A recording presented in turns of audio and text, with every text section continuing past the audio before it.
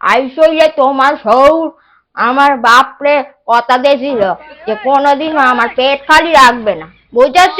ওই জন্যই তো যতদিন বাঁচবো ততদিনই হইব। আপনি হচ্ছে আরো অনেক আগেকার দিনের মানুষ, ওই জন্য হয়তো আপনার কোনো কষ্ট হচ্ছে না, আমার হচ্ছে। বাবা বাবা বাবা বাবা, একটা হইতে গিয়েই এই হাল।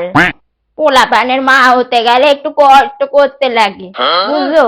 আমরাও আমাদের শাশুড়ির বেলায় অনেক কষ্ট করেছি, শাশুড়ির বাচ্চা কাচ্চা সামলেছি, নিজের বাচ্চাও সামলেছি, শাশুড়ির বাচ্চাও সামলেছি। মা, বলছি আপনি এরকম পান টান কেন এত খাচ্ছেন বলুন তো? আমার পান খাওয়া নিয়ে কোটা দেখছো? হ্যাঁ, এর ফল ভালো হইবনি।